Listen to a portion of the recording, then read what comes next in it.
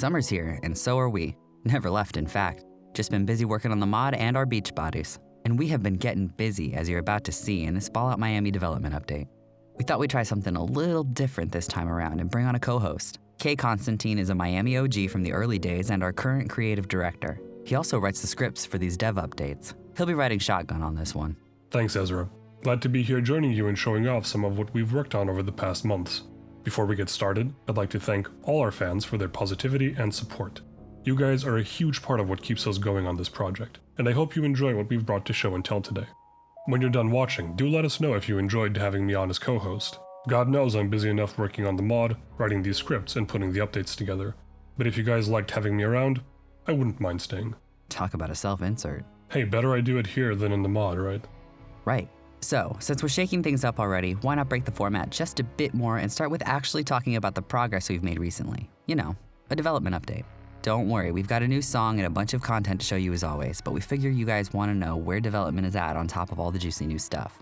We often get asked things like, what percentage of the mod is done and when is it coming out? And the truth is that it's not easy to give a good answer to questions like that given the nature of big team passion projects like this. But we can at least pull the curtain back just a bit and tell you where we're at, especially since we've seen some misconceptions floating around. Our level design team has been putting in tons of work as always. The exterior world space is fully explorable and plenty of areas are close to final. It's something we'll be working on for a while still, but week by week it's taking shape and looking great. Same goes for interiors, with many of them seeing lots of progress over the past months, especially ones tied to the main quest. And speaking of the main quest, the writing department has had one of its most productive periods recently. Fallout Miami's plot uses a 2-act structure with 4 paths through the main quest, corresponding to factions the player can join. It's all been planned out in detail for a while, and since the last development update, we've completed the design documents for the whole first act. Not just that, but a bunch of those Act 1 quests already have all their dialogue written and edited. Which is great for our small but dedicated programming team, who have already implemented several of the early quests. Good time for a recruitment call. If you have experience in the creation kit and are listening to this, then we've got an opportunity you won't want to miss. If you want to help us bring our storyline and characters to life, apply to join the development team. You can find the link in the description. We are also looking for 3D animators to help bring some of our new weapons and creatures to life, as well as people who can help with implementing 3D models in the creation kit. Meanwhile, the 2D department has been cranking out in-game assets and are close to being done, as is the audio department. Our ambient soundtrack is all composed and a few tracks just need to be mastered. You haven't heard all of them yet, so don't worry, we still have a couple of surprises for you, including some amazing vocal tracks. For this development update, we want to show off one of our combat tracks. Ripcurrents, composed by Alex, is one of the many intense pieces that will accompany players in their struggle against the dangers of the vacation wasteland, or in their fight to determine Miami's future. We do have some more musical news to share, but it's not quite ready for this video. Don't worry, you won't have to wait till the next one to find out. Just make sure you're subscribed to our channel.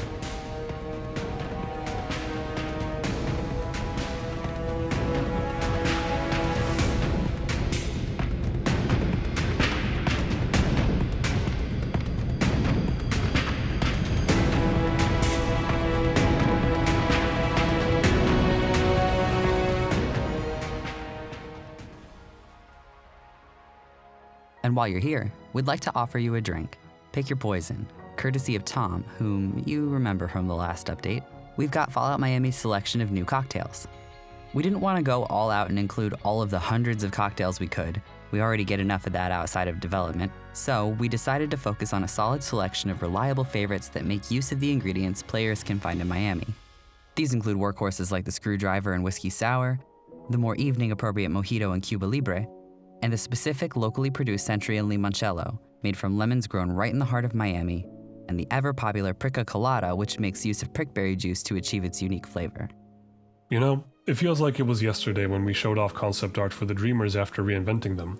Where they originally started as little more than just Luna addicts working for Carlos Trueno, the de facto leader of the Cubanos, they eventually became the way more interesting college animal house, self-dissociative family of escaped slaves and dejected wastelanders they are today. It wasn't yesterday, but last summer in fact, a year ago, and a lot of work has gone into taking that concept and realizing it. Weekend put a lot of hours into these 3D models. And since we're talking about the Dreamers anyway, we'll take this opportunity to introduce you to the leaders of each of the houses. Let's start with the iron-pumping tigers of Tau Alpha and their leader, the big man on campus, Chad Striker Branston. Striker is like an older brother to the Dreamers. Sure, there's the occasional teasing and headlocks, but all he wants is for them to always try to be the best version of themselves, especially his boys from the Tau Alpha fraternity. When Carlos introduced Luna into their community, he was particularly eager to try it and quickly became addicted. To him, Luna was just another motivator, showing people what life could be if they gave it their all. His desire to see others work on and improve themselves has only gotten stronger with time and his deepening Luna addiction.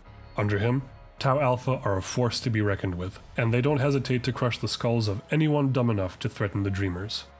The skirmishers of the Lambda Alpha sorority are similarly protective, especially Heather Hawley, the self-proclaimed bitch queen. Having always been a physically active child and equipped with a mind as keen as a courtesan's nails, she quickly found herself leading and coordinating ambushes for the sorority. Seeing potential in the other women there, she applied the same tough love approach her mother did with her, eventually coming to lead them and taking on the name of Bitch Queen with pride. She has since molded Lambda Alpha into a group of ruthless furies and has extended her aggressive protectiveness to the rest of the Dreamers, her new family. And, after all their violence, someone's gotta be there to patch up wounds and figure out what's worth salvaging when the dust settles. That's where the wallflowers of Zeta Delta come in, led by the curious and crafty Nirvana. She knows firsthand that no one is as useless as they might seem. She turns Zeta Delta into a den for the lost, forgotten, and unwanted. Snug in their reading rooms, they pore over all the books, pamphlets, and manuals they can find. Nirvana trains her sorority mates in scavenging, repair work, first aid, and whatever else they happen to take interest in. Some of the Dreamers might deride Zeta Delta as being full of freaks and losers, but guess who they come to every time they need something, or someone, fixed? Rounding things out are the Scouts of Kappa Epsilon and their leader Jack Cho, now known only as Aesop. He was among the original crop of slaves who escaped the slaver fortress at Sheridan High School and settled at the Maimon University of Technology. As a slave, his near-perfect memory would be of use in all manner of activities. However, attempts to apply it to accounting failed due to his complete inability to accurately reproduce writing from memory due to an acute form of dyslexia. Limitless curiosity and a sharp mind made the campus an ideal home for him. Combined with physical conditioning from years of hard labor and his perceptive nature, he quickly established himself as one of the leading figures among the escaped slaves. Aesop's restless curiosity and drive have only been made stronger by Luna, and he is more than content to work for Carlos Trueno as long as the Luna keeps coming and new opportunities for observation or investigation are made available to him. He doesn't much care if it's observing enemy gangs or locating snapjaw nests. Since you mentioned the high school, I think it's time we start tying some threads together. You guys do remember the concept art for the coconut masks we showed you last year, right? Those have now been brought to life by Joseph to terrorize the denizens of the vacation wasteland from their stronghold in the ruins of Sheridan High School.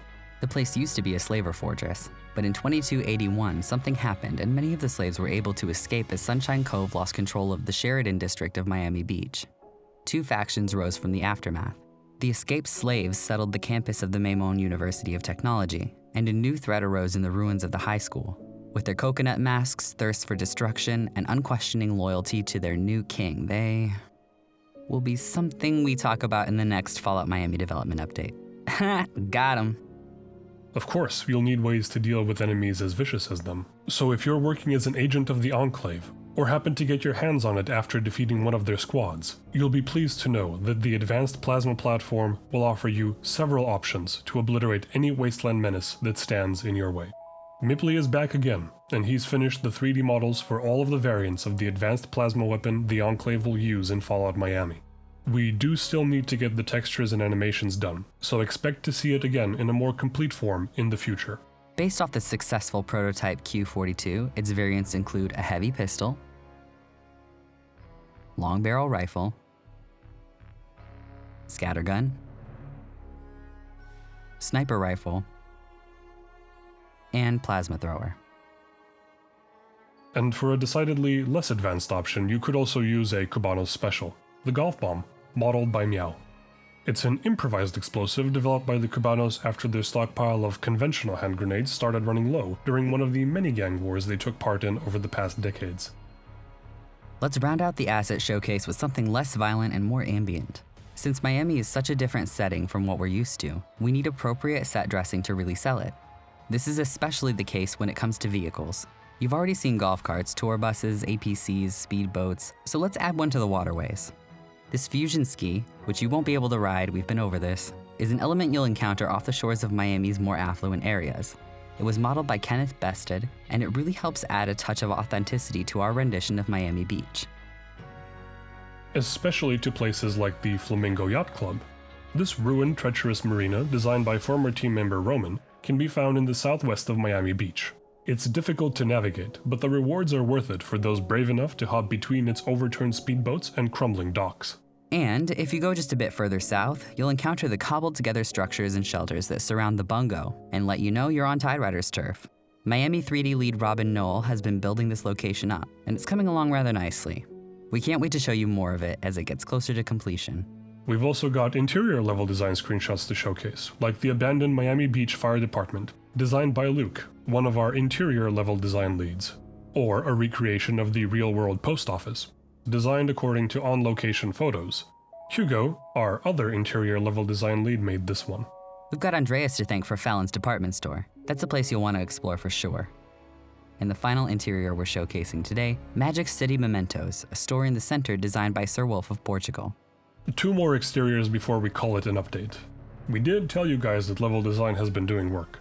This Red Rocket Megastop, made by Ceftazine, is a location players can encounter on the border between the Maimon University District and the affluent Bayshore region of Miami Beach. And let's end where players will arrive in Miami, right outside the old Radiation King factory, designed by Brendan, our project lead, whom you can often see streaming on this channel, and Dylan. You think that was enough content to tide them over till next time? I'd say so. The team's been very busy, and we still have quite a lot to show off and talk about next time. So, we hope you all enjoyed this Fallout Miami development update. Don't forget to apply to join our team if you're experienced in the creation kit. And do tell us how you felt about having Kay along for the ride on this one. We make these development updates for you guys, and your feedback is important to us. Have a groovy summer, make sure you wear sunscreen, and we'll see you all next time.